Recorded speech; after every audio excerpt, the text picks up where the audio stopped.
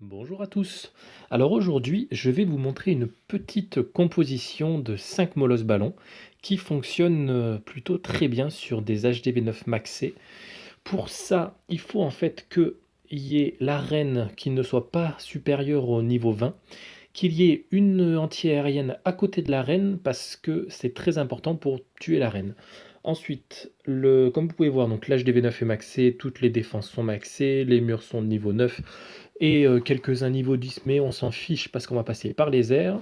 Les anti-aériens sont pas trop proches les unes des autres, donc j'ai décidé d'attaquer de ce côté parce qu'en fait, les deux anti-aériens se protègent quasiment l'un l'autre, alors que celui au nord ne protège aucun, et celui, on va dire, à l'est, touche à peine celui qui est en sud. Donc, vu comme j'ai envoyé les molosses, ça n'allait pas trop déranger et tout ça.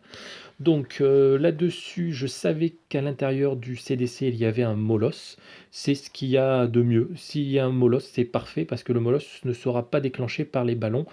Et molosse que vous allez envoyer, ils seront déclenchés peut-être par la suite, mais c'est pas bien grave parce que les héros sont là que pour faire un petit clean de tout ce qui reste autour.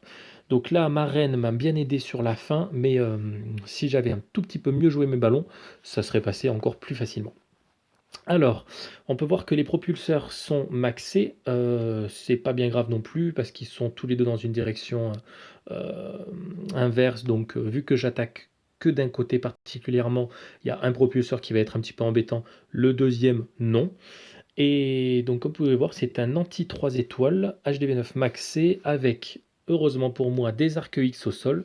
Grosse erreur, les arcs X au sol, tout le monde pense qu'on a arrêté les attaques aériennes, mais non, non, non, non, non, je reste un irréductible de l'attaque aérienne malgré les propulseurs.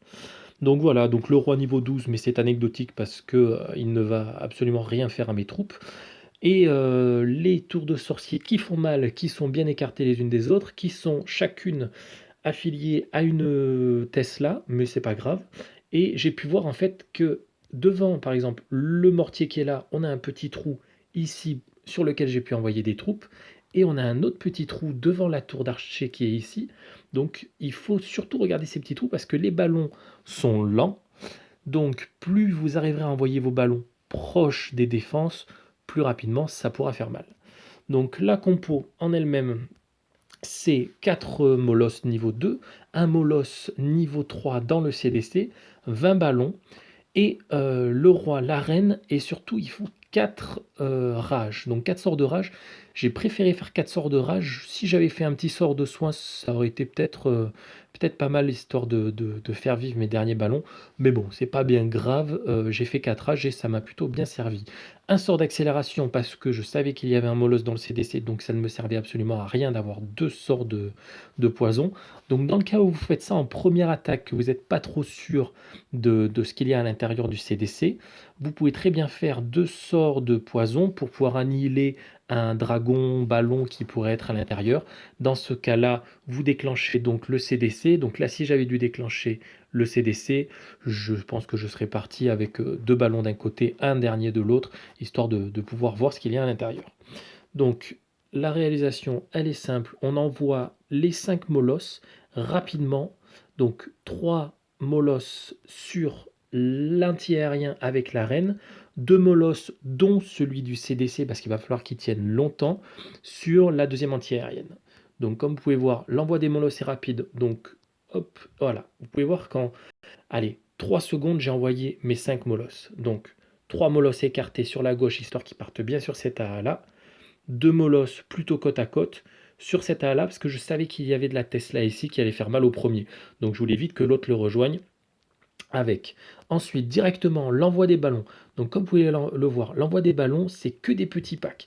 Donc comme je vous avais dit, hop, on va relancer. Vous voyez les deux petits trous que je vous avais montrés? Le premier petit trou ici, j'ai envoyé juste un ballon qui va sur le mortier, c'est parfait. Deuxième petit trou ici, un ballon sur lequel il va partir sur la tour d'archer.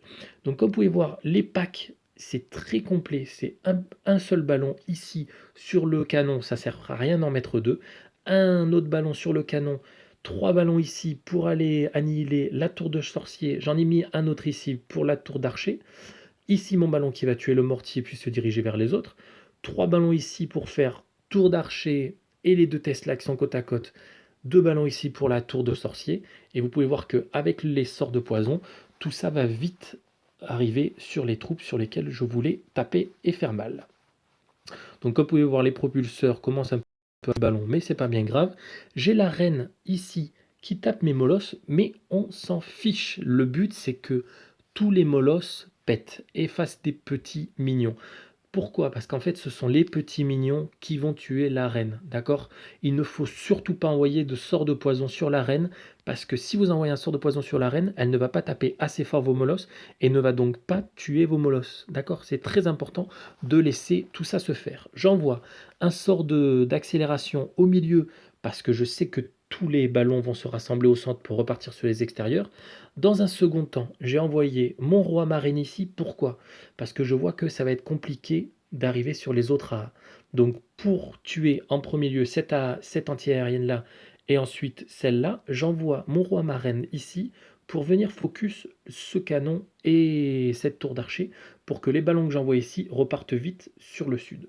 Donc comme vous pouvez voir, j'envoie les ballons dans un sens vraiment nord-sud. Il me reste un sort d'orage que j'envoie ici pour pouvoir annihiler vite l'anti-aérien par les ballons qui ont tué la tour d'archer. Ici, malheureusement, j'ai pas beaucoup de chance, mais bon, c'est pas bien grave parce que ça passe quand même. J'ai 3 ballons. Donc là, j'ai tous mes pops de molosse. Mon roi, il a perdu un petit peu de vie, mais c'est pas bien grave. Ma reine qui est full life, c'est parfait. Il me reste 3 ballons, dont un qui va mourir instantanément. J'avais 2 solutions. La première, vraiment maxer au max ma reine, mais bon, le temps que la reine avance, j'ai encore pas mal de bâtiments avant qu'elle aille taper mes 3 def ici. J'ai donc décidé d'envoyer mon sort de rage vraiment sur les dernières def restantes. Le but était de tuer cette Tesla là, parce que la Tesla aurait été compliquée à tuer pour ma reine, elle aurait mis un petit peu trop de temps à aller la taper. Donc vous voyez que j'ai un premier ballon qui est mort directement, le deuxième qui décède, et là hop, ça va juste me permettre de diminuer ma tour de sorcier. Ma reine continue à faire son petit boulot. J'ai tous mes petits pops de molosse à gauche, à droite, en bas, au sud, au nord qui tapent un peu tout le monde. Là-haut, j'ai mon roi qui est rentré dans le village, qui a déclenché le CDC, mais on s'en fiche, c'est un molosse. Le molosse ne fait quasiment pas de dégâts. Il est gênant si la reine s'en occupe parce qu'elle va perdre du temps dessus. Là, j'ai un roi niveau 16 sur lequel il reste très peu de vie, mais pourtant il ne va pas mourir parce que le molosse ne fait vraiment pas de dégâts. J'ai envoyé un sort de poison parce que j'avais des petits squelettes qui, eux, font mal. Donc ça m'a permis de tuer les petits squelettes. J'ai ma reine qui continue de faire son petit bonhomme de chemin.